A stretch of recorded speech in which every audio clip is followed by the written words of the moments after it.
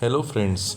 एक बच्चे के वालिदैन हर साल उसे ट्रेन में उसकी दादी के पास गर्मियों की छुट्टियां गुजारने के लिए ले जाते। फिर वो उसे छोड़कर अगले दिन वापस आ जाया करते थे। फिर एक साल ऐसा हुआ कि बच्चे ने उनसे कहा, मैं अब बड़ा हो गया हूँ, अगर इस साल मैं दादी के पास अकेला चला गया तो क्या होगा। वालिदैन ने मुख्तसर बहस के बाद इत्तफाक कर लिया और फिर मुकर्ररा दिन स्टेशन के प्लेटफॉर्म पर पहुँच गए।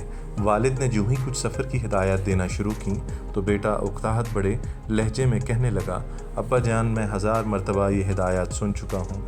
ट्रेन के रवाना होने से एक लम्हा पहले उसके वालिद उसके करीब आए और उसके कान में सरगोशी की, ये लो, अगर तुम खौफज़दा या बीमार हो तो ये तुम्हारे लिए है, और अपने बच्चे की जेब में कुछ डाल दिया। बच्चा पहली बार वालिदैन के बगैर ट्रेन में अकेला बैठा था। वो खिड़की से ज़मीन की खूबसूरती को देखता रहा और अपने इर्द गिर्द उठने वाले अजनबियों का शोर सुनता रहा।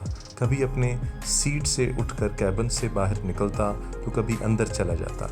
यहाँ तक कि ट्रेन के टीटी ने भी हैरानगी का इजहार किया और उससे बग़ैर किसी साथी के अकेले सफ़र करने के बारे में सवाल किया। इसी तरह एक औरत उसे उदास देखकर घूरती रही। लड़का शदीद उलझन में था, यहाँ तक कि उसने महसूस किया कि उसकी तबीयत ठीक नहीं है। फिर वो खौफज़दा हो गया, यहाँ तक कि वो अपनी कुर्सी पर से गिर गया और उसकी आंखें आंसुओं से भर गईं। इस लम्हे उसे अपने बाप की सरगोशी याद आई कि फ़लाँ लम्हे उसने मेरी जेब में कुछ डाला था। उसने कांपते हुए हाथ से जेब में तलाश किया तो छोटा सा कागज़ मिला।